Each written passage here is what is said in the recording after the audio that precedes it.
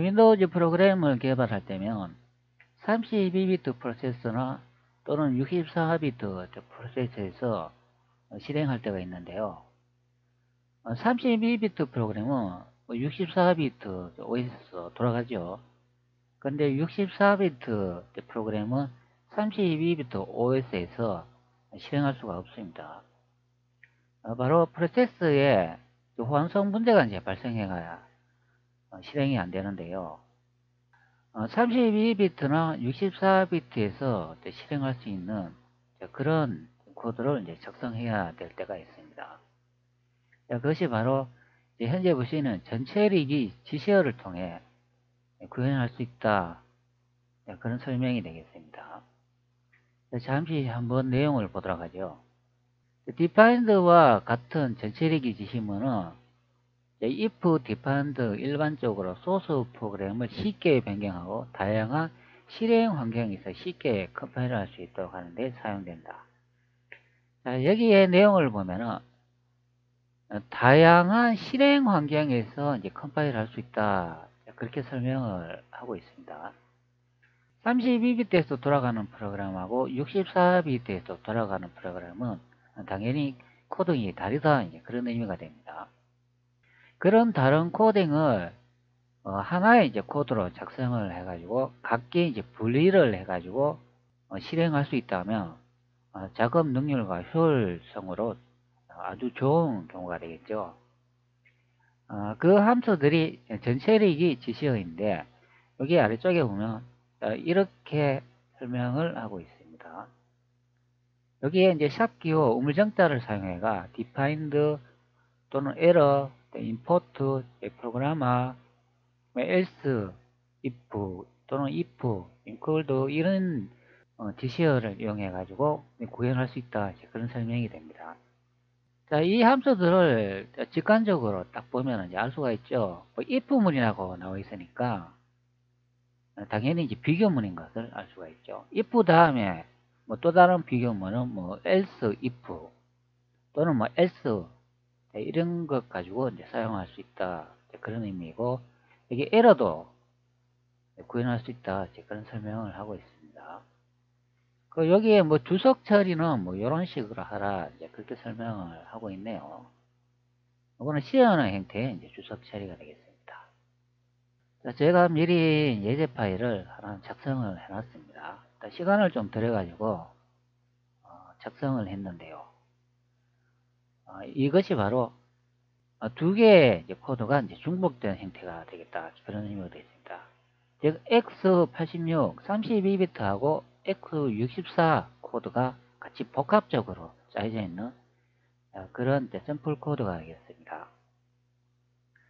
자, 제가 미리 컴파일 해놨는데요. 탐색기를 열어가지고 제가 한번 보여드릴게요. 자, 파일 탐색기 폴더 여기를 선택했고 현재 컴파일되어 있는 이제 프로그램을 이제 확인할 수가 있습니다. 현재 이 폴더는 없고 바로 상위 위쪽으로 이제 올라가게 됩니다. 자, 여기에 보면은 x64라고 되어 있고 릴리즈라고 되어 있는데 이게 32비트 프로그램 폴더고 현재 x64로 되어 있는데 이게 64비트 프로그램 폴더가 되겠습니다. 자, 안으로 진입하면은 또 디버그하고 릴리즈 두 개 있죠. 최종적으로 컴파일 하는 거는 릴리즈가 되기 때문에 이것을 선택해서 한번 실행해 보도록 하죠. test.ex 실행해 볼게요. 그러면 전처리 지시하라고 예제 뭐 간단한 다이얼로그 박스 프로그램 되겠습니다. 자, 여기서 확인을 눌러 보도록 하겠습니다. 자, 비품이 사운드가 두 개 출력이 되고 난 다음에 메시지 박스가 하나 나타났는데요. 30값이 뭐인가요? x24입입니다. 이렇게 설명을 합니다. 자, 이 프로그램은 x64입이라고 그냥 가르쳐 주고 있죠. 그러면 32비트에서는 실행할 수 없는 그런 프로그램이 되겠습니다. 자, 이것을 제가 이제 복사를 해가지고 자, 윈도우즈 32비트 가상 OS에서 한번 실행해 보도록 하겠습니다. 자, 이것이 32비트 환경이 맞는가 자, 한번 확인해 보도록 하죠. 자, 컴퓨터가 선택했고, 속성을 보면 이제 알 수가 있겠죠. 자, 여기 프로세서를 보면 시스템 종류가 이제 32비트 운영체제라고 되어 있습니다. 자, 앞전에 복사한 파일을 제가 이제 붙여 넣도록 하죠. 자, 파일이 하나 있기 때문에 현재 덮어 쓰도록 하겠습니다. 그럼 파일이 현재 교체가 됐죠. 실행을 해볼게요. 실행을 하니까 현재 32비트 윈도우즈 환경에서는 실행할 수 없는 것을 확인할 수가 있습니다. 프로그램의 x86, 32비트 또는 x214, 64비트 버전이 필요한지 확인한 다음 소프트웨어 게시자에게 문의하세요. 이런 설명을 하고 있습니다.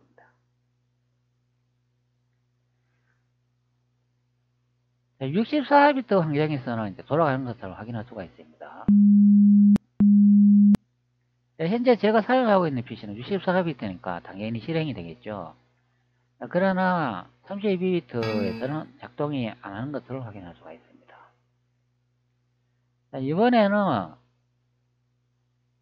32비트 프로그램을 한번 실행을 해볼게요. 똑같이 확인을 눌러보도록 하겠습니다. 자, 비브음이 두 번 출력되고 14값이 뭐인가요? x86과 2024 앱입니다. 이렇게 설명을 합니다. 이 프로그램은 32비트 프로그램이니까 x86에도 돌아가고 x64에도 돌아가는 것을 이제 확인을 할 수가 있습니다. 자, 이 프로그램을 다시 이제 복사를 해가지고 가상 OS에 덮어 쓰도록 하겠습니다. 자, 그러는데 실행을 해보면 자, 이때는 실행이 되죠. 확인을 눌러봅니다. 자, 14 값이 뭐인가요? x86과 x64 앱입니다. 현재 잘 작동하고 있습니다. 자, 이 코드를 설명하기 전에 일단 이제 어셈블리어 명령어로 이제 작성된 그런 코드가 있기 때문에 그것을 설정하는 방법을 잠시 언급해 드리도록 하겠습니다. 자, 이 작업은 예전에 제가 찍어 놓은 영상이 있으니까 그것을 참고해도 되겠습니다. 자, 우측에 보면 테스트 프로젝트라는 이름을 볼 수가 있는데요. 이것을 선택을 해주고 마우스 우측키를 누르고 아래쪽에 보면 빌드 종속성이라는 목록을 볼 수 있습니다. 사용자 지정 빌드 이것을 선택을 해주고 현재 보면 MASM이라는 이 목록에 이제 체크되어 있는 것을 확인할 수가 있습니다. 이것을 체크를 해줘야 어셈블리 코드를 컴파일을 할 수 있는 경우가 되겠습니다. 체크를 하시고 확인을 누르고 그 다음에 아래쪽에 소스의 목록을 보면은 main.cpp라는 파일도 있고 MASM, X24, ESM 확장자를 가진 그런 파일들을 볼 수가 있습니다. 자, 이 파일들을 다 마우스 우측키로 눌러가지고 속성을 선택해주고 일반 탭을 이제 선택을 하면은 이제 항목 형식에 보면 이것을 이제 선택을 해보면은 매크로 어셈블러라는 이런 목록을 볼 수 있습니다. 이것을 선택을 해줘야 됩니다. 현재 파일이 확장자가 ESM이라고 3개가 있으니까 이것을 하나씩 다 속성을 이렇게 매크로 어셈블러로 이제 등록을 해줘야 된다. 그런 의미가 됩니다. 자, 현재 다 등록이 돼 있죠. 그리고 예전에 제가 영상 촬영하면서 하나는 좀 빠뜨린 게 있는데요. 그게 뭐냐면은 현재 이 소스에서는 이제 관련이 되지 않지만 예전에 이제 소스를 보면은 요거는 매크로 어셈블러 32비트 이제 프로그램이 되겠습니다. 이 프로그램의 이제 형태를 보면 요런 식으로 이제 짜여져 있죠. 386으로 지정해주고 이제 모듈 옵션하고 여기 그래도 라이브러리 이제 파일하고 이제 헤더 파일이 이제 포함된 것을 볼 수가 있습니다. 그리고 아래쪽으로 쭉 내려가면은 이 메인 함수가 보이는데요. 이 메인 함수의 이름이 winmain이라고 되어 있습니다. 예전에 영상 찍었을 때 32비트 어셈블리어 코드를 이용해가 비주얼 스튜디오에서 컴파일을 할 수 있는 방법을 이제 설명을 드렸는데요. 그때 이 메인 함수를 등록하는 것을 이제 하나 빠뜨렸습니다. 그 메인 함수를 등록해주는 작업은 여기에 디버그를 이제 선택해주고 테스트 속성이라고 되어 있는데요. 링크를 선택을 해주고 앞쪽에 이제 고급을 이제 선택을 해줍니다. 자, 그러면 여기에 이제 진입점이라는 이런 목록을 볼 수 있습니다. 자, 여기에 앞전에 본 윈메인이라는 이것을 이제 등록해서야 디버깅을 할 수 있다 이제 그런 의미가 됩니다. 현재 코드에서는 이제 상관이 없는데요. 예전에 제가 32비트 어셈블리어 코드를 이용해가 비주얼 스튜디오에서 컴파일하고 디버깅하는 방법을 설명드렸는데 여기 진입점을 하나 이제 빠뜨렸다 그런 의미가 됩니다. 자, 현재 코드하고는 상관이 없습니다. 자, 그리고 현재 이 프로그램은 윈도우즈 GUI 환경에서 실행하는 이제 프로그램이 되겠습니다. 자, 그렇기 때문에 여기 시스템을 이제 선택을 해주면 하위 시스템이 여기 이제 창으로 되어 있는가 이것을 꼭 확인을 하셔야 됩니다. 처음 시작하면 이 콘솔로 되어 있는 경우가 있어요. 그러면은 작업이 정상적으로 진행되지 않습니다. 창으로 이렇게 설정되어 있는지 확인을 하시고, 자, 그리고 요 고급을 이제 선택을 하면은 또 이런 목록이 보여요. 대상 컴퓨터에 보시면은 이걸 체크를 하면은 머신 X64하고 머신 X86이 이렇게 선택되어 있는 경우가 있습니다. 그러면 이것은 선택을 해제해 주시면 되겠습니다. 해제해 주는 방법은 뭐 설정 안함이라고 이렇게 선택을 하고 적용을 누르셔도 되고, 아니면 여기 있는 글자를 제거하고 확인을 눌러도 되겠습니다. 자, 여기에 아무것도 등록이 안 돼 있어야 된다 그런 의미가 됩니다. 자, 머신 X86이라고 이렇게 선택이 되어 있으면 32비트 프로그램으로 이제 컴파일 한다 그런 의미가 되고 64비트는 컴파일이 안 됩니다.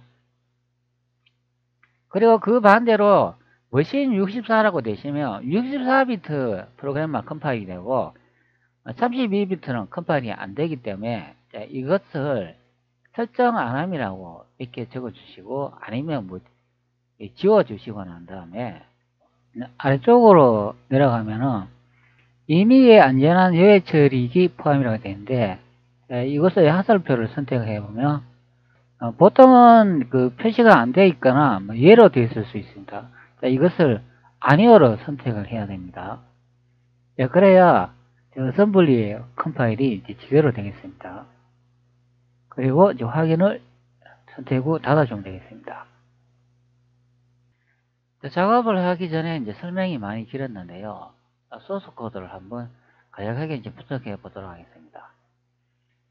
현재 이 소스는 비주얼 스튜디오 2017로 이제 컴파일 하는 경우가 됩니다. 그래, 인클루드 윈도우즈 헤더 파일을 포함해주고 또 리소스 헤더 파일도 이제 포함해줘야 된다 그런 의미가 됩니다. 리소스 헤더 파일은 우측에 목록에 보면 리소스 파일이라고 있죠.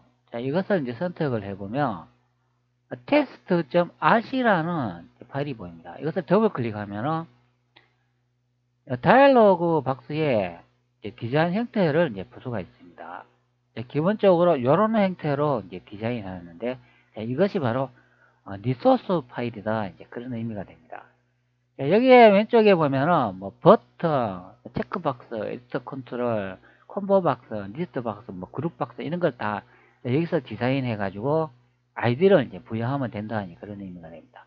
뭐 아이디 부여하거나 한글 이름으로 변경하고 싶으면 우측 하단에 여기서 이제 변경하면 되겠죠. 여기는 이제 아이디 이제 번호가 이제 등록된 것을 볼 수가 있습니다. 자, 다시 메인 CPP 함수로 돌아와 가지고 계속 분석해 보도록 하겠습니다. 자, 헤더 파일을 이제 두 개를 등록을 해주고 작업을 진행하면 되는데요. 여기에 나오지 않는 그런 함수들을 또 추가할 때는 또 다른 헤더 파일이나 라이브러리의 파일에 함수를 사용하겠죠. 그때는 그 함수가 있는 헤더 파일이나 라이브러리 파일을 또 등록을 해줘야 됩니다. 기본적으로 현재 예제 프로그램에서는 이 두 개 정도 헤더 파일만 포함해주면 작동되는 경우가 있습니다. 그 다음에는 외부 함수를 호출서는 뭐 C 언어 타입이라고 제가 또 이렇게 적어놨습니다. 익스텐이라는 구분자를 하나 이제 적어주고 난 다음에 아래 이제 함수를 선언을 해줬습니다. ESM 코드라고 이것은 X86, X24 중복 어셈블리 코드다. 그런 설명이 됩니다.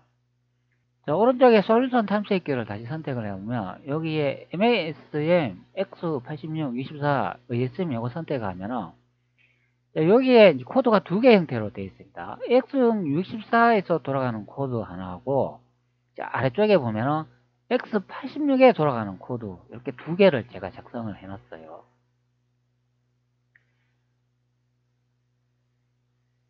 그렇기 때문에 제가 이렇게 각주에 X86, X64 중복 어셈블러 코드 이렇게 함수를 하나 선언해 줬다 그런 의미가 됩니다. ESM 코드이고 파라메다 인자값이 64비트 형태로 제가 선언을 해놨습니다. 다시 어셈블리 코드를 보면 함수 이름이 ESM 코드라고 이렇게 정의를 해놨습니다. 64비트도 ESM 코드고 32비트도 ESM 코드 또 두 개를 선언을 해놨죠. 자, 이 코드는 나중에 디버깅을 하면서 이제 분석을 할 때 조금 더 자세히 설명을 드리도록 하겠습니다.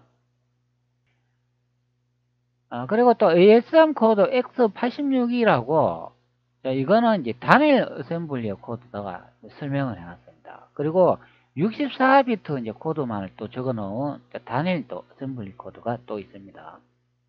제가 한번 선택을 해볼게요. MASM X86 ASM이 하는데 이것을 선택을 하면 현재는 X86 코드가 됩니다. 즉 32비트 코드 요거 하나만 제가 적어놨다 그런 의미가 됩니다. 그 다음에 64비트 이제 코드도 또 선택을 해보면 이 코드도 이런 식으로 이제 하나만 적어놨다 그런 의미가 됩니다. 두 개의 시스템에서 돌아가는 파일을 이렇게 한 번에 다 작성도 할 수도 있고요. 또 X86 코드처럼 이렇게 단일 코드로 각각 분리해가지고도 이제 작성을 할 수 있다. 그런 의미가 되겠습니다. 자, 이렇게 이제 외부 파일에 있는 함수를 호출하기 위해서는 엑셀이라는 이런 명령어를 이용해야 됩니다. 세 개의 함수를 이제 정의해주고, 그 다음에 비프 사운드 출력, 외부 사운드 비프 함수로 재정의했다. 이렇게 또 한 함수를 또 정의해 줬습니다. 이것도 이제 외부 이제 함수를 이제 불러들이는 그런 이제 정의인데요. 여기서 extern을 이제 사용한 것을 볼 수가 있습니다.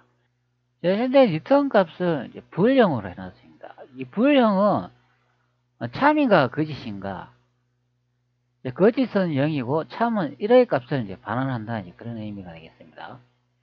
그리고 위쪽에 이제 함수 정의를 했는데요. 여기서는 리턴 값이 int라고 제가 정의를 해놨습니다. 이것은 정수형 형태의 값을 다시 이제 반환한다 그런 의미이기 때문에 여기서 리턴 값을 받아야 되기 때문에 정수형 int라고 다 선언을 해놨습니다. 이 점이 약간 다른 차이점이죠. 그리고 이제 아래쪽에 보면은 여기에 이제 beef라고 함수를 호출해주고 있습니다. 이 beef는 B 하고 이제 소리 나는 그런 함수가 되겠습니다. 첫 번째 인자는 오베이라고 되어 있는데 이거는 음의 이제 주파수 이제 헤르츠 정보가 되겠습니다. 그리고 두 번째 인자 이거는 소리의 이제 길이를 의미한다. 몇 초 동안 이제 소리를 출력할 건가 결정하는 이제 길이라 보면 되겠습니다. 자, 이 비프음이 삐 가는 그 비프음이 이제 출력되는 함수의 메모리 번지의 지점을 이제 리턴을 한다. 이제 그런 의미가 됩니다. 자, 그리고 이 비프 음의 소리를 사운드 비프라고 새로 이제 함수로 이름을 재정리했다. 이제 그런 의미가 됩니다. 그러면 실제적으로는 이 비프를 쓰지 않고 사운드 비프 이 함수 이름을 이용을 하면은 삑 소리가 출력되는 경우가 있습니다. 자, 이렇게 API 이제 함수에 이제 번지를 구해가 리턴을 해야 어셈블리의 코드에 이제 활용할 수 있는 경우가 됩니다. 그것이 바로 extend, C, 불, sound, beef 이렇게 정리하면 되겠습니다. 자, 여기서 중요한 거는 이제 extend이라는 이 선언문을 이제 사용해야 된다 이제 그런 의미가 됩니다. 그리고 아래쪽에 보면 main procedure 이제 선언이라고 실제 이제 함수가 구현되는 이름을 이제 볼 수가 있습니다. 자, 메인 다이얼로그 이제 프로그램이 되어 있으니까 여기서 실제 프로그램 코딩이 짜진다 이제 그런 의미가 됩니다. 자, 그리고 요거는 시스템 전역 핸들 보관하는 그런 변수가 되겠습니다. G-instant라고 이렇게 선언을 해놨습니다. 그리고 다이얼로그 박스 핸들 보관이라고 다이얼로그 박스에 이제 핸들 아이디를 이제 보관하는 이제 변수도 하나 지정을 해놨습니다. 자, 앞전에 리소스 파일을 이제 보면은 다이얼로그 형태의 디자인을 볼 수가 있잖아요. 자, 이 다이얼로그 박스에 핸들 값을 저장하는 그 변수라 생각하면 되겠습니다. 자, 그리고 여기 보면은 이제 윈메인이라고 이렇게 나와 있잖아요. 자, 여기서부터 이제 코드가 시작된다 이제 보면 되겠습니다. 아래쪽에 보면 인스턴트 핸들 값을 gh 이제 인스턴트에 이제 저장하는 것을 볼 수가 있지요. 이 인스턴트 핸들 값이라는 거는 실제 이제 윈도우즈가 이제 돌아갈 때 윈도우 시스템의 이제 핸들 값이라 이제 생각하면 되겠습니다. 자, 그리고 아래쪽에 보면은 다이얼로그 박스 패럼이라는 이런 함수를 호출해주고 있습니다. 위쪽에 인스턴트 정보가 이제 이렇게 핸들로 전달된 것을 볼 수가 있죠. 즉, 다이얼로그 이제 박스가 나타나기 전에 이제 핸들 값을 이제 받아야 된다. 이제 그런 의미가 됩니다. 이것은 시스템의 핸들 값을 이제 받는다. 그렇게 생각하면 되겠습니다. 그리고 아이디를 번호를 지정을 해주고, 그리고 데스크탑 형태의 이제 윈도우 속성을 지정을 해주고, 윈메인 다이얼로그 프록이라고 실제 프로그램에 메시지가 이제 호출되고 코딩이 되고 이제 돌아가는 부분을 이제 호출하고 있는 것을 볼 수가 있습니다. 메인 다이얼로그 이제 프록이라고 하는 게 여기 아래쪽으로 보면은 현재 보시는 이 부분에 이제 함수를 이제 호출한다 이제 그런 의미가 됩니다. 여기 이제 콜백 함수라고 되어 있는데요. 이것은 프로그램 쪽에서 시스템 쪽으로 호출하는 그런 함수가 아니라 윈도우 시스템에서 프로그램 쪽으로 메시지를 호출하는 것을 그것을 이제 콜백 함수라 이제 그렇게 생각하면 되겠습니다. 그렇기 때문에 시스템 이제 메시지가 이제 구성되는 것이 여기 윈메인 다이얼로그 프록이다 이제 생각하시면 됩니다. 그렇기 때문에 여기에 있는 함수 안에 모든 이런 값들은 시스템에서 호출되는 메시지 값을 검사 후 비교 후 프로그램을 구현한다 이제 생각하면 되겠습니다. 그것이 바로 여기서부터 시작해 요 아래쪽에 코딩을 짜놓은 형태가 이제 되겠습니다. 다이얼로그 박스를 이제 호출하고 난 다음에 윈메인 다이얼로그 프로그로 메시지가 넘어가면서 이 아래쪽에서 실제 구현된다 이제 생각하면 되겠습니다.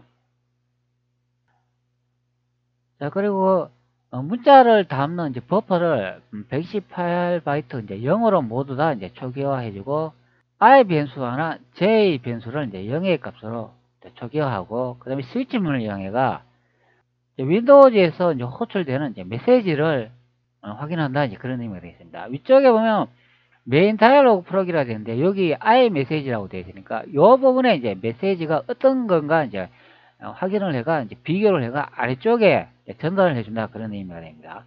자, 여기서 이제 케이스문을 이제 이용해가 윈도우즈 메시지 init 다이얼로그 요 메시지는 초기화 윈도우즈 메시지가 됩니다. 프로그램이 이제 시작되면은 초기 값들을 이제 이 메시지를 통해서 여기 아래쪽에 다 구인한다 생각하면 되겠습니다. 즉 이제 i 메시지 값이 여기에 윈도우즈 메시지 이제 초기 이제 메시지인가 그것을 이제 비교한다 그런 의미죠. 그 초기 값이 이제 맞으면은 이 아래쪽에 이제 코드를 진행한다 이제 그런 의미죠. 그러고 난 다음에 또 아래쪽에 뭐 윈도우즈 메시지 커맨드라고 되어 있는데 이거는 명령 이제 메시지가 되겠습니다. 이 i 메시지가 초기화하는 메시지인가 아니면 명령 메시지인가 그 코드의 번호를 이제 확인하고 난 다음에 이제 맞으면은 이제 이 아래쪽으로 코드를 진행한다 이제 그런 설명이 되죠. 자, 그러고 난 다음에 이 윈도우즈 커맨드 이제 메시지가 맞으면은 여기에 로워드라는 이 값의 W 패럼이라는 이 메시지의 이제 값이 다시 ID OK인가 이제 그것을 확인한다 이제 그런 의미가 됩니다. 자, 여기에 위쪽에 보면은 W 이제 패럼이라는 이런 메시지가 요 위쪽에 있는 것을 이제 확인할 수가 있지 않아요. 그렇기 때문에 여기에 있는 메시지가 여기 아래쪽으로 이제 전달이 된다 이제 그런 의미가 됩니다. 그러고 난 다음에 케이스문으로 ID 이제 OK인가 이제 확인을 하는데 여기서 ID OK가 이제 무엇인가 하면은 리소스 파일의 다이얼로그를 이렇게 확인을 해보면 자 여기 확인이라는 버튼을 이것을 선택을 해보면 ID가 이제 OK인 것을 이제 확인할 수가 있습니다. 이 확인이라는 버튼이 눌렀는가 그것을 판별하는 이제 그런 값이 여기 이제 ID 이제 OK다 이제 그런 의미가 됩니다. 이게 바로 이제 확인 버튼 ID다 이제 그런 의미가 되죠. 다이얼로그 박스에서 확인을 딱 눌렀을 때 요 아래쪽으로 이제 이동을 해가지고 코딩이 이제 실행이 되고 또 여기에 다른 케이스물을 보면 ID 캔슬이라고 되어 있는데 다시 다이얼로그 박스로 돌아가면 취소 버튼을 이제 눌렀을 때 여기 ID 값이 ID 캔슬인 것을 알 수 있죠. 취소 버튼을 눌렀을 때 다이얼로그 박스를 종료하는 이제 end 다이얼로그 이제 함수를 호출해가 이제 프로그램을 종료한다 이제 그런 설명이 됩니다. 그리고 확인 버튼을 이제 눌렀을 때 여기 아래쪽에 이제 코드를 이제 실행을 하는데요. 여기에 보면은 앞전에 제가 이제 설명드린 전체리 이제 GC어를 이제 확인할 수가 있습니다. 자, 여기에 보면은 많은 이제 명령어를 볼 수가 있는데 실제 이제 그것을 사용한 것을 볼 수가 있습니다. 현재 이제 입부문으로 이제 비교를 하고 있죠. 자, defined라고 이렇게 제가 이제 함수를 하나 호출해 주고 있는데요. 자, 요 함수는 무엇을 이제 값을 찾는다 이제 그런 의미가 되겠죠. 여기서 보면 win64에 값을 찾는다 이제 그런 의미죠. 요거는 이제 윈도우즈 64비트의 이제 값인가 이제 확인한다 그런 의미고 64비트의 값이 아니면 else if문을 이용해가 여기는 윈도우 32비트인가 다시 비교를 하는 그런 이제 코딩이 되겠습니다.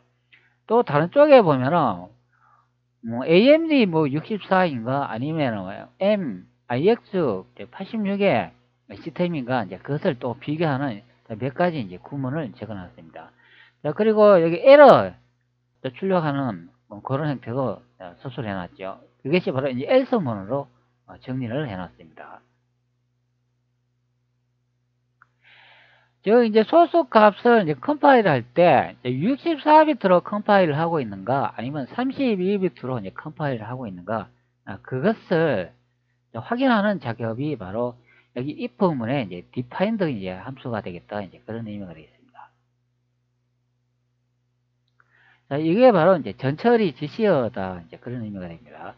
윈도우 64비트 이제 코딩이 이제 확인이 되면은 이 아래쪽에 있는 이 ASM 코드 이것을 이제 실행을 하고 또는 ASM 코드 64라는 이 함수를 실행하는 경우가 되겠습니다. 32비트 이제 코드로 이제 확인이 되면은 여기 아래쪽에 이 코드를 이제 확인을 하고 그에 따른 리턴 값을 이제 받아가지고 j 값과 이제 i 값을 더해가 이제 i 이제 변수에 저장해 놓고 i의 값이 이제 14이면은 값이 이제 뭐인가요? x86과 64ab라는 이런 문자를 이제 출력해주는 메시지 박스를 호출한다. 그런 의미가 됩니다. 그냥 64비트 이제 프로그램이라고 이제 확인되면 여기 아래쪽 이 부분이 실행이 되면서 다시 이제 메시지 박스가 이제 호출되는 경우가 되죠.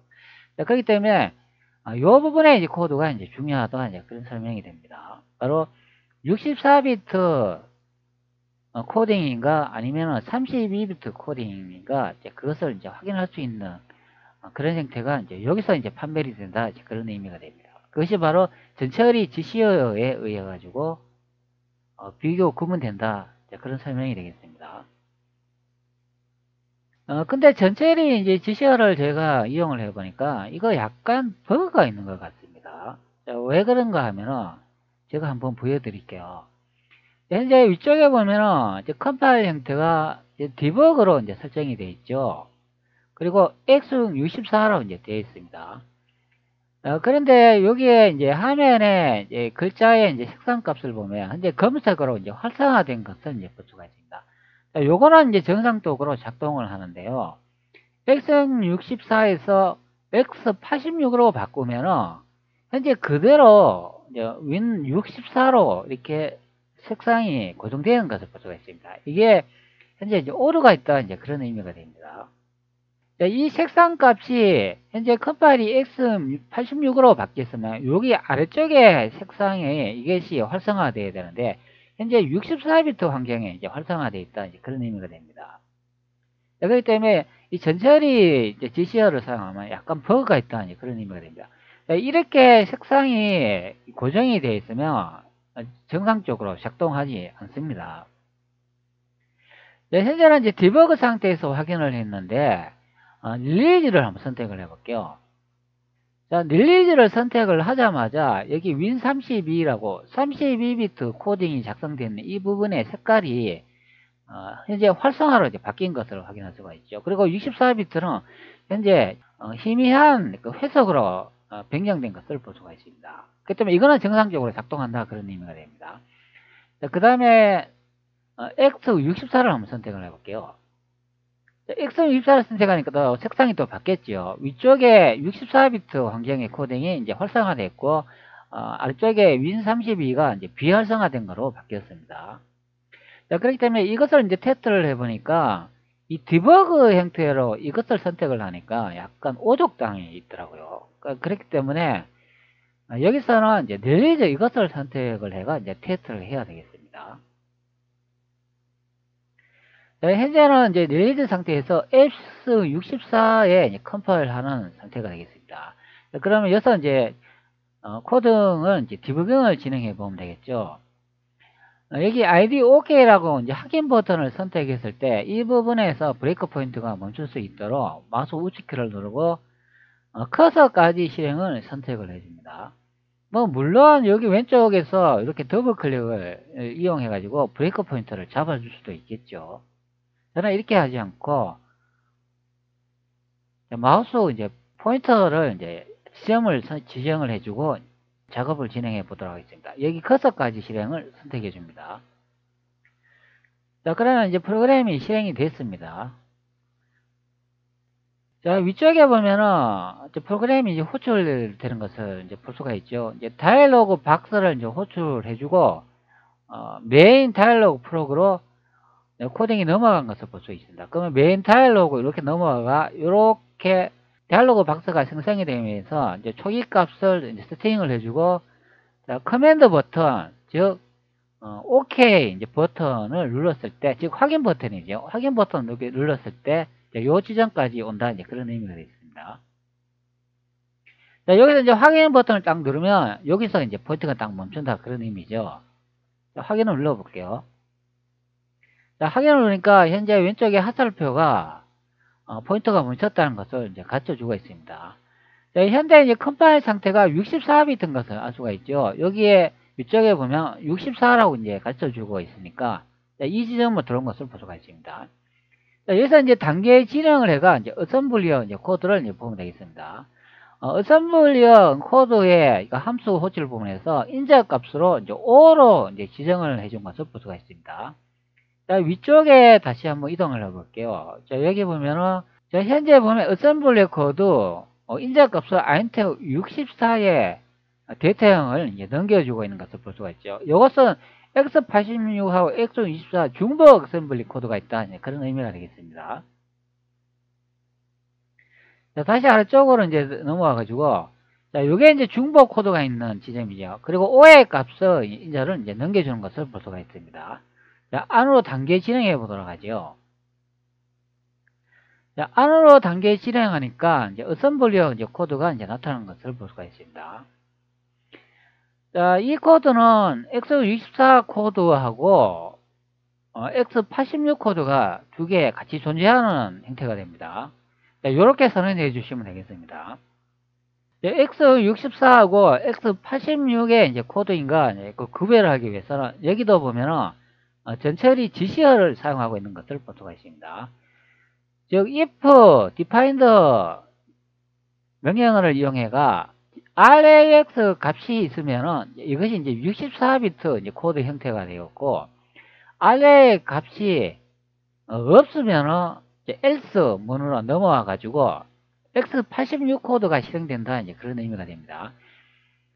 x86 즉 32비트 코드는 이렇게 작성을 해야 된다 그런 의미가 됩니다.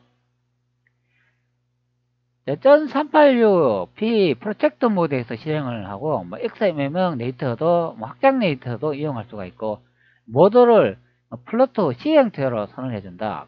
그러고 난 다음에 데이터 정의를 해주고 코드를 이런 식으로 적어주면 된다. 그런 의미가 됩니다.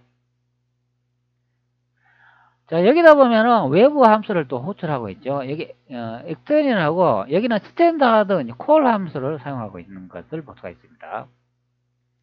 자, 여기도 보면 비프음을 사용하고 있는데요. 여기에 이제 골뱅이 8이라고 적어 있고 이제 프록이라고 적어 있습니다. 자, 여기에 이제 함수의 정의 부분을 보면은 콜문으로 이제 비프음을 호출하는 것을 볼 수가 있죠. 그리고 첫 번째 인자는 소리의 주파수 헤르츠가 되고 두 번째 인자는 사운드 지속 시간이 된다. 이제 그렇게 설명을 하고 있습니다. 32비트에서 함수를 이제 호출할 때는 이렇게 골뱅이.8이라고 이렇게 입력을 해야 됩니다. 또 다른 방법으로 호출하는 방법이 있으니까 그것은 나중에 더 알아보도록 하겠습니다. 외부 함수를 호출하기 위해서는 extern이라는 이 함수를 꼭 호출해야 된다. 확인할 수가 있겠습니다. 자, 그리고 인자의 값으로 여기에 이제 value라는 그 변수를 하나 선언해주고 그 데이터형을 더블로드 32비트로 지정해 줬습니다. x86 코딩에서는 자, 이런 식으로 인자 값을 전달해 줘야 된다. 자, 그래야 값을 이용할 수 있다. 이제 그런 의미가 되겠습니다. 앞전에 이제 코드에서 이 값이 현재 이제 5로 이제 들어왔잖아요. 자, 그렇기 때문에 현재 이제 여기에 인자의 값이 5가 이제 들어가 있겠죠. 그 5의 값이 EAX 저장하고 난 다음에 III라는 위쪽에 변수의 값이 4로 이제 지정이 되어 있으니까 이것을 이제 더하면은 이제 9의 값이 된다. 이제 그런 의미가 됩니다. 자, 현재는 요거는 32비트 이제 코드 형태를 제가 이제 설명을 드렸습니다. 자, 그리고 여기 아래쪽에 넷이라고 이렇게 적어줘야 원래 코드 진입점으로 다시 돌아간다. 이제 그런 의미가 됩니다. 그런데 현재는 실제 이제 코드가 이제 들어와 있는 지점이 X 64비트 이제 코드에 이제 들어와 있는 것을 확인할 수가 있죠. 자, 64비트의 이제 코드는 이렇게 RCX, RDX 이제 데이터를 이제 볼 수가 있는데요. 여기 레지스터의 이제 호출 규약을 잘 알아야 되겠습니다. 자, 64비트 레지스터 호출 규약을 보면 이렇게 이제 설명을 합니다. 자, 이것은 예전에 제가 영상 강의하면서 종종 설명을 드렸는데요. 레지스터의 이제 인수 값의 이제 형태가 여기 RCX, RDX, R8, R9, 스택 이런 식으로 들어간다 설명을 해주고 있습니다. 부동 소수점 정수 이것이 다 같은 형태로 들어간다 그런 의미가 됩니다. 부동 소수점은 x면 0, x면 1 이런 식으로 시작해가 들어간다. 자, 아래쪽에 보면은 이제 함수의 정의 부분을 설명을 해주고 있는데요. 첫 번째 이제 A가 RCX 네이터가 되고, 두 번째 이제 B가 REX 네이터가 된다. 그러니까 C가 알파, D가 R고, 나머지 이 F는 스택 이제 명령을 이용해 가지고 스택에 보관된다. 그런 설명이 됩니다. 자, 64비트 네이터 호출 계약을 잘 하셔야 됩니다. 자, 그렇기 때문에 현재 이 지점의 코드를 보면은 푸시 RCX로 스택에 현재 네이터 값을 이제 보관하고 있는 것을 볼 수가 있습니다. 자, 네이터의 이제 값을 보면 RCX의 이제 값이 현재 5로 이제 들어가 있는 것을 확인할 수가 있잖아요. 자, 원래의 이제 메인 코드를 보면은 여기 5를 인수인제로 넘겨준 것을 이제 볼 수가 있잖아요. 그렇기 때문에 현재 RCX 네이트 값이 이제 5로 들어가는 것을 확인할 수 있습니다. 자, 이 값이 나중에 비프, 삑 소리의 그 함수가 호출되면서 이제 값이 변경되는데요. 그 원래의 값을 이제 보존을 하기 위해서 푸시 RCX, 즉 스택의 값을 보관한다, 이제 그런 의미가 됩니다. 자, 그러한 다음에 코드를 단계로 이제 실행을 해보면은 비프음이 호출을 하고 있는 그곳으로 이제 넘어간 것을 이제 확인할 수가 있습니다. RDX 네이터에 현재 1000이 들어가겠죠. 이것은 비프음의 소리의 출력 길이 형태를 말한다. 자, 한번 실행을 해볼게요. 자, RDX에는 현재 3의 28, 자, 이것이 이제 1000의 값이 된다. 이제 그런 의미가 되겠습니다. 자, 헥스 값으로 제가 한번 입력을 해볼게요. RDX가 328이니까 3, 2, 8을 입력을 하면 현재 DC, 즉 10진수로 현재 1000이 된다. 이제 그런 의미가 됩니다. 자, 그러면 현재 여기 어셈블리어는 여기 10진수 형태로 입력한 경우가 되겠습니다. 당연히 16진수로 입력을 하고 싶으면 0x 이렇게 이제 붙여주면 되겠죠. 그러면 이게 1000이라는 이 숫자는 16준수 형태로 인식한다. 그런 의미가 되십니다. 그러면 이거는 실제 다른 숫자로 변경된다. 그런 설명이 되죠. 그러면 0x라고 이제 없기 때문에 이거는 10준수로 인식을 한다. 이제 그런 의미가 됩니다. 원래는 16준수는 3, 2, 8로 이제 확인이 된다. 이제 그런 설명이 되겠습니다. 자, 하나 더 이제 실행을 해보죠. 자, 그 다음에는 RCX가 이제 200으로 바뀌는 것을 볼 수가 있죠. 이제 RCX가 C의 8로 이제 바뀌어 버렸습니다. 자, 그렇기 때문에 위쪽에 보면 푸시 명령으로 RCX를 스택에 값을 이제 보관했잖아요. 자, 그러고 난 다음에 이제 콜 명령을 이용해가 삐 하는 소리가 이제 출력되는 경우가 되겠습니다. 자, 실행을 해보도록 하죠. 자, 뚜 하고 소리가 났죠. 이렇게 소리가 이제 작게 들리는 거는 여기 RCX 값이 200으로 설정해가 그랬습니다. 이 값을 더 뭐 1000이나 아니면 뭐 2000으로 더 증가해주면 소리가 빽 하고 소리 납니다.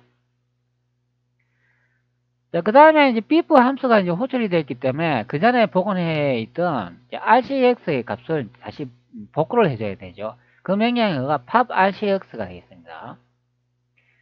자, 한 단계 실행을 해보죠. 자, 실행을 하니까 이제 RCX가 현재 5로 다시 이제 복구된 것을 확인할 수가 있습니다. 자, 그러고 난 다음에 RCX의 5의 값을 IX에 이동한다. 이제 그런 설명이 되죠. 자, 한 단계 진행을 해보면 RX에 이제 5의 값이 내려간 것을 이제 확인할 수가 있습니다. 자, 그 다음 명령을 보면 edit 명령어를 사용하고 있는데요. 자, 여기서는 JJJ라고 이제 변수를 하나 할당을 해주고 그 값이 이제 10인 것을 확인할 수가 있습니다. edit 명령으로 RX하고 JJJ를 더하면은 15가 되겠죠.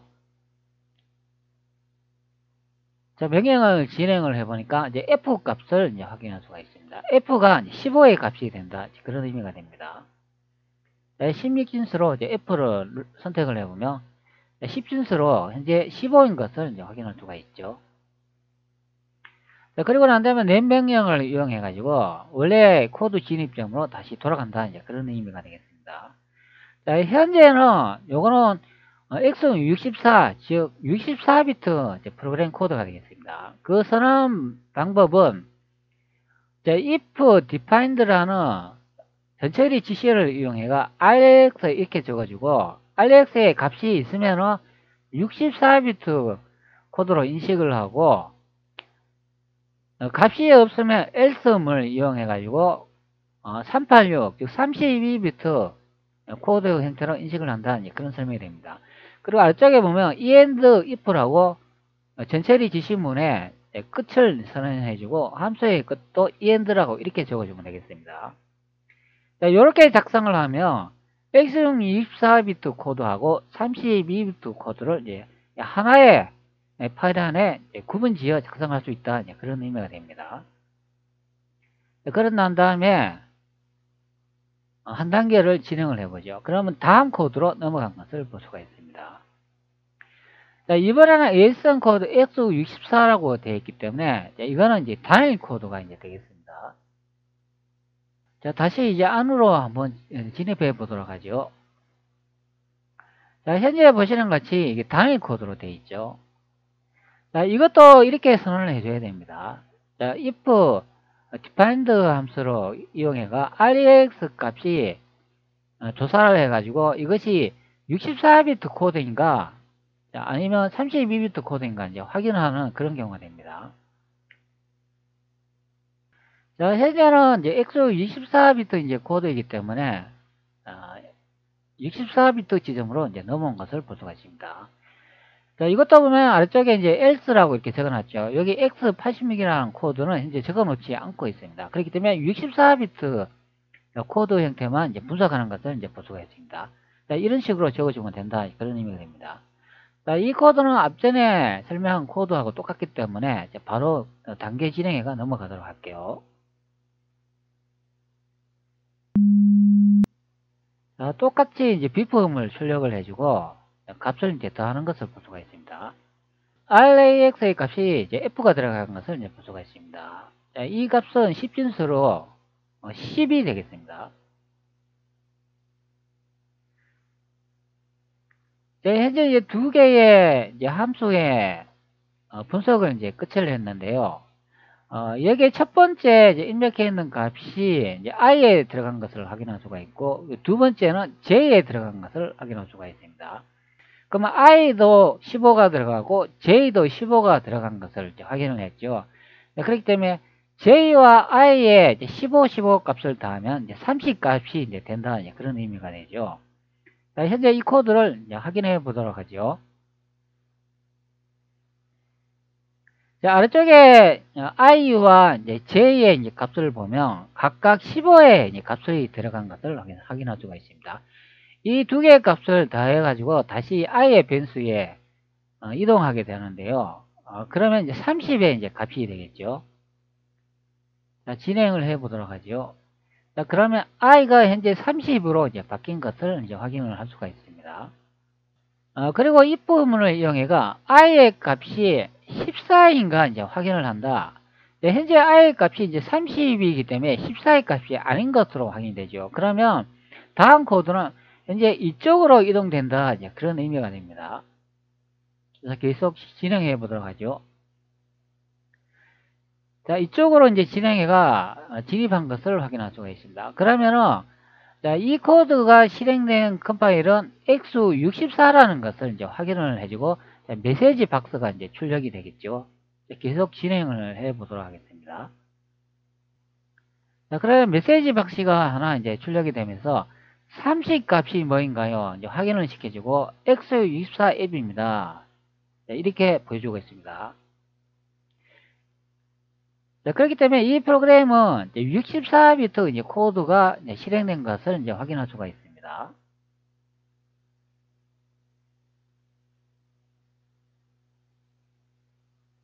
자, 디버깅은 이제 종료해 주도록 하죠.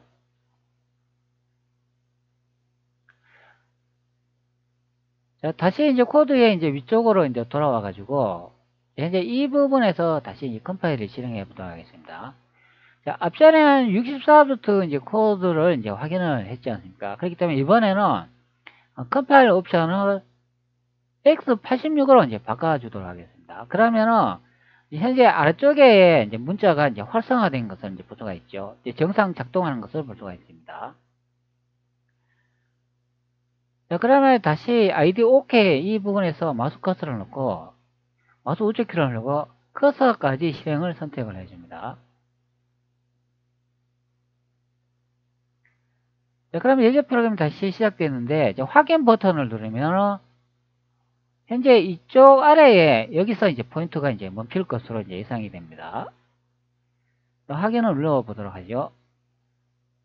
네, 현재 포인트가 이 부분에 이제 멈춘 것을 이제 확인을 이제 할 수가 있습니다. 이제 화살표가 여기 있죠. 자, 여기 ASM 코드 3이라고 되어 있는데, 현재 인자 값이 이제 3을 넘겨주는 것을 이제 확인할 수가 있습니다. 자, 이것도 코드 안으로 진입해 보도록 하죠. 자, 안으로 진입을 하니까, 현재, X86 이제 코드 안에 이제 들어와 있는 것을 확인할 수가 있습니다. 자, 이 코드는 X64하고 X86 두 개의 코드가 이제 동시에 있는 경우가 되죠. 자, 앞쪽에 제가 설명을 드린 바와 같이 위에 보면은 if defined 전처리 지시어를 이용해가 RAX의 값을 이제 조사를 해가지고 X64 코드인가 X64 코드가 아니면 else 문을 이용해가지고 X86 코드로 이제 넘어간다는 이제 그런 설명이 됩니다. 여기다 이제 똑같이 이제 작성을 하면 되겠습니다. 386P 이런 식으로 적어주고, 모듈, 플로트 C 형태로 적어주고, 데이터 선언, 그리고, extend 그 외부 함수를 호출을 해가, 여기도 똑같이 stand call, bif 8 이렇게 해가지고 이제 적어주는 경우가 있습니다. 자, 요것도 앞전에 이제 분석했는 거하고 이제 똑같기 때문에 그냥 실행해가 넘어가도록 하겠습니다. 단계 실행을 해보면 이런 식으로 이제 작성이 되어 있습니다. 콜 명령을 이용해 가지고 비품을 출력하고 있는 것을 볼 수가 있습니다. 자, 현재는 소리가 조금 더 크죠. 요거는 소리의 주파수를 500으로 설정했기 때문에 됐습니다. 앞전에는 200으로 설정을 했잖아요. 그러나 이제 출력 소리의 길이는 이제 1000으로 똑같이 동일한 것을 확인할 수가 있습니다. 자, 여기서도 보면 32비트 코드는 인자 값을 이렇게 지정을 해주고 난 다음에 이렇게 사용해야 된다 확인할 수 있습니다. 그것이 이제 EAX 데이터에 들어간다 이제 그런 의미가 됩니다. 요거 실행하면 EAX 데이터가 3의 값이 들어가겠죠. 자, EAX 데이터에 이제 3의 값이 들어간다 그런 의미가 됩니다. 자, 이런 식으로 32비트 코딩은 이제 인자를 선언을 해줘야 된다. 그런 의미가 됩니다. 그 다음에 III라는 변수에 이제 4의 값이 들어가는 것을 볼 수가 있죠. 자, 요 두 개의 값을 더하면 7의 값이 되겠죠. 자, 그런데 위쪽에 보면 여기 이상한 이렇게 또 명령어가를 하나 볼 수 있습니다. 자, 이 함수는 align 함수로 아래쪽에 이제 델타형을 4바이트로 인식한다 이제 그런 의미가 되겠습니다. 자, 이렇게 4로 적혀 있기 때문에 4바이트 형태로 인식을 한다 이제 그런 의미가 됩니다. 자, 그리고 이제 계속 진행을 해보면 EAX하고 II의 변수의 값을 더하면 EAX 데이터에 이제 7이 들어가는 것을 이제 확인할 수가 있습니다. 자, 그리고 net 명령어를 이용해 가지고 함수의 진입점 다음 지점으로 이제 이동하는 것을 볼 수가 있습니다. 자, 여기 ASM 코드 X86이라고 되어 있는데, 여기도 인자의 값이 3을 전달해 주는 것을 이제 볼 수가 있습니다. 자, 이것도 안으로 진입해 보도록 하죠. 자, 진입하면은, 현재도 이것도 이제 단일 파일이 되겠습니다. 자, 위쪽에 보면은, 또 이렇게 선언을 해놨죠. 자, if defined로 RX 값을 이제 조사를 해가, else, X64 코딩이 아니면 X86 코드가 실행된다. 이렇게 이제 작성을 하면 되겠습니다. 자, 그런데 여기에 이제 코딩을 보면 앞전에 그 86 코드가 좀 다른 것을 확인할 수가 있죠. 자, 여기 보면 extern이라는 외부 함수 명령어를 사용하고 있고 사운드 이제 beef 함수를 호출하고 있는 것을 볼 수가 있습니다. 그리고 아래쪽에 보면은 콜 명령을 이용해가 사운드 비프를 바로 호출하는 것을 볼 수가 있습니다. 자, 요거는 이제 메인 함수의 위쪽을 보면은 extern이라고 C 이제 불형으로 사운드 비프를 선언한 것을 볼 수가 있습니다. 즉 사운드 비프 함수를 이제 불러와 가지고 그 주소를 리턴했다 이제 그것을 확인할 수가 있죠. 그렇기 때문에 사운드 비프라고 이렇게 선언을 해줬기 때문에 바로 이런 식으로 작성해 가지고 함수를 호출하면 되겠습니다. 그러면 비프음의 함수의 번지 지점은 이제 리턴 받았기 때문에 그 주소를 이제 확인할 수 있다 이제 그런 의미죠. 사운드 비프음을 이제 바로 이제 extend 함수를 이용해 가지고 호출을 함으로 해서 그 번지를 이제 리턴 받는다 이제 그런 의미가 되죠. 그렇기 때문에 call 명령으로 사운드를 출력할 수 있는 경우가 됩니다. 자, 이런 식으로 앞전에 메인 함수에서 선언을 해주고 난 다음에 어셈블리어 코드에서 이제 이렇게 call 명령을 이용해가 호출하면 되겠습니다. 자, 이것은 이제 진행을 계속 해보도록 하죠. 자, 콜 명령으로 왔는데 한 단계 더 진행을 해보면 자, 사운드가 출력된 것을 확인할 수가 있습니다. 자, 그 다음에 여기 또 이제 변수의 값을 이제 전달을 이제 받고 있는데요. 여기서 EAX 데이터에 이동하는 것을 볼 수가 있죠. 그러면 3의 값이 들어가겠죠. 자, EAX 이제 3이 들어가고 난 다음에 그 값을 이제 더하면은 7의 값이 된다 그런 의미가 되겠죠. i의 이제 변수의 값이 여기 4로 이제 들어가 있기 때문에 이 두 값을 더하면은 EAX는 7이 들어간다 그런 의미가 됩니다. 자, EAX에 7이 들어갔죠. 그리고 계속 실행을 해보면 다음 코드로 이제 넘어온 것을 볼 수가 있습니다. 자, 위쪽에 보면 win32 코드에서 첫 번째 함수 실행하고 두 번째 함수 실행해가 그 값들이 J와 I에 들어갔죠. 그러면 J와 I 값이 이제 77 값이 이제 들어가는 것을 이제 확인할 수가 있습니다. 그러면 이것을 두 개 더하면은 I의 값이 최종적으로 14의 값이 된다. 그런 의미가 되죠. 단계 이제 실행을 해보면 if 물리 이용해가 I의 값이 14인가 검사를 한다. 즉 현재 I의 값이 14가 들어간 것을 확인할 수가 있기 때문에 이 안쪽으로 이제 진행을 하면서 여기에 X86과 X64 앱입니다. 이것을 이제 출력을 하면서 메시지 박스가 이제 나타나겠죠. 계속 이제 실행을 해보면 이 안으로 들어간 것을 이제 확인을 할 수가 있습니다. 그러고 난 다음에 문자열 값을 읽어드리고 난 다음에 메시지 박스를 이제 호출하는 것을 이제 볼 수가 있습니다. 계속 진행을 해보면 14 값이 뭐인가요? X86과 X64M입니다. 이렇게 설명을 해주고 있습니다. 그러면 이 현재 이제 프로그램은 32비트하고 64비트 모두 다 구동할 수 있는 이제 프로그램이다. 그렇게 설명을 해주고 있는 내용이 되겠습니다. 자, 계속 이렇게 진행을 해보면 디버그가 이제 멈추는 것을 이제 볼 수가 있습니다. 어셈블리어 코드를 보면은 비품을 호출하고 있는 콜 명령어를 볼 수가 있는데요. 요거는 X24 코드가 되겠죠. 그리고 아래쪽에 보면은 여기는 같은 비품을 호출하고 있는데 요거는 X86 코드가 됩니다. 근데 콜 명령을 보면 좀 이 함수 호출이 좀 이상하죠. 자, 위쪽에 64비트 코드도 봐도 여기에 보면은 언더바 딱대기 두 개가 있고 IMP 또 언더바 있고 비프 이렇게 해가지고 비프음의 함수가 이제 번지를 호출하고 있는 것을 볼 수가 있습니다. 영상을 이제 보시다 보면은 이 비프음 함수 이 모양이 좀 이상한데 이 주소를 어떻게 구하는가 생각해 볼 수도 있겠죠. 이 주소를 이제 어떻게 구하냐면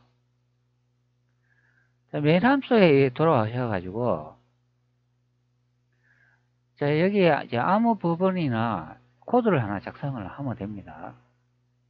자, 함수를 호출을 하면 되겠죠.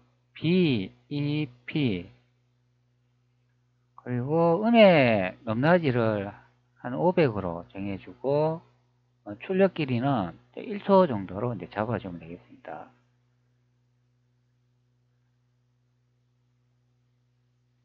자, 그러면 여기 이제 OK 이제 확인 버튼을 눌렀을 때 비품이 하나 이제 출력이 되겠죠. 자, 여기 마우스 우측키를 누르고 커서까지 실행을 선택을 합니다.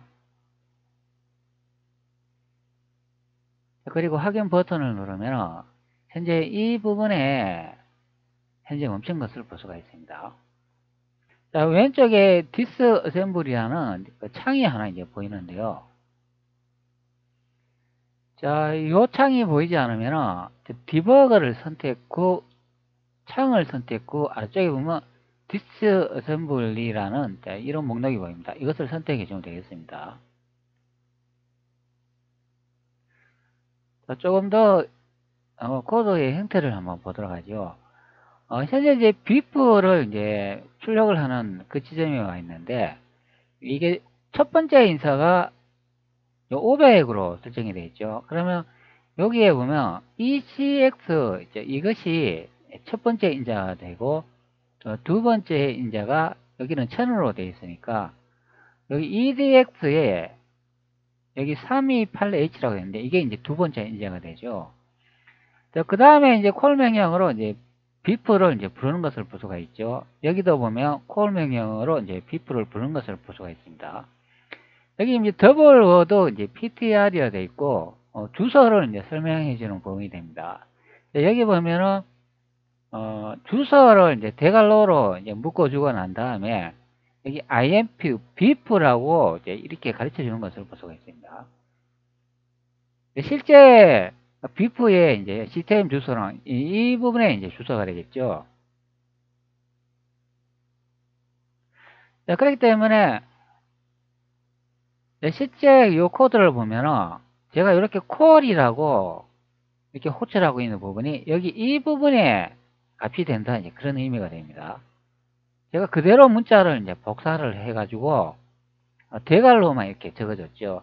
그리고 mov ECX에 이 값이 이제 요렇게 이제 설정을 해주고 그 다음에 EDX에 요렇게 이제 설정을 해준 경우가 됩니다. 자, 여기는 EDX, 뭐 ECX 레이터를 사용하고 있으니까 이거는 32비트 레이터가 되고 현재 오른쪽에 있는 이 코드는 64비트 레이터가 되겠죠. 이렇게 이제 사용해도 된다 이제 그런 의미가 됩니다. 당연히 64비트는 64비트 내지도 호출 구역에 의해 가지고 이렇게 적어야 작동이 된다 이제 그런 의미가 됩니다. 자, 이런 식으로 해가지고 함수에 주소를 구하면 되겠죠. 그러면 아래쪽에 이제 여기에 x86의 코드 형태를 보면 여기다 보면 비프하고 골뱅이 8 이렇게 적힌 것도 같은 이제 형태로 이제 보면 되겠습니다. 여기서는 아마 이런 식으로 이제 적으면은 오작동이 일어날 겁니다. 32비트 이제 프로그램에는 이런 식으로 이제 적으면 안 되고 여기 골뱅이하고 8 이렇게 적어야 됩니다. 64비트만 이런 형태로 이제 적어야 된다. 이제 그런 의미가 됩니다. 이게 이제 디스어셈블리로 분석을 해보면 된다. 이제 그런 의미죠. 당연히 32비트 이제 프로그램의 이제 함수 부분을 이제 확인하고 싶다면 32비트 프로그램을 짜가지고 한번 이렇게 어셈블리 코드를 들여다보면 되겠죠. 자, 영상을 계속 보시다 보면 이 부분을 좀 궁금해 하실 것 같아가지고 제가 잠시 덧붙여 설명을 드리는 부분이 되겠습니다. 이 프로그램 이제 실행할 때 주의점은 디버그 상태에서는 비정상 작동한다 그런 의미가 됩니다. 그렇기 때문에 릴리즈 형태로 컴파일 해야 된다 그런 설명이 됩니다. 뭐 어차피 프로그램이 이제 완성시키기 위해서는 최종적으로 릴리즈 형태로 이제 컴파일 하겠죠. 이게 이제 비주얼 스튜디오가 약간 이제 버그가 있는 것 같습니다. 이 전체리 GC를 제대로 판별을 이제 못 해주고 있어요. 64비트 이제 프로그램을 작성하기 위해서는 레지스터 호출 규약을 잘 아셔야 된다 그런 의미가 됩니다. 첫 번째 인자는 RCX에 들어가고, 두 번째는 RDX, 그리고 세 번째 인자는 R8, 네 번째 인자는 R9, 나머지는 이제 스택에 들어간다. 그런 설명이 됩니다. X24 코드인가, X86 코드인가, 그것을 구별하는 방법은 if 전처리 지시문을 이용해가 RX 데이터의 값을 확인하고, 그것이 값이 없을 경우는 여기에 else 문을 이용해가 X86의 이제 코드 형태로 진입한다.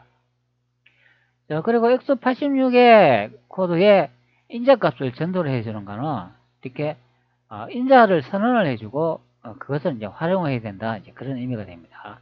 그리고 64비트 레지스터 호출 규약에 의해 가지고 뭐 RCX, RDX, 뭐 R8, R9 그것을 잘 확인을 하고 이제 코드를 작성을 해야 되겠습니다. 예제 프로그램을 이용해 가지고 코드를 분석 이제 설명을 드렸는데요. 비주얼 스튜디오 이용해 가지고 일반적인 이제 C 언어 코드와 이제 어셈블리어 코드 형태를 결합시켜 가지고 프로그램을 제작하게 되면은 프로그램의 속도가 이제 상당히 이제 빠르고, 그리고 코딩을 정밀하게 할 수 있는 경우가 됩니다. 그리고 메모리를 직접 다룰 수 있는 그런 형태가 되기 때문에 시연을 좀 아신다거나 아니면 입문하시는 분들은 이 어셈블리어 코드를 이제 반드시 습득을 해야 되겠습니다. 프로그램의 오류를 잡기 위해서 디버깅 할 때도 어셈블리 명령어를 꼭 알아야 되겠습니다. 이 두 언어를 혼용을 해가지고 프로그램을 개발하면 상당히 효율성이 좋은 그런 개발이 되지 않을까 싶습니다. 자, 여러분들도 제가 설명한 부분을 참고해 가지고 많이 활용해 보시기 바랍니다.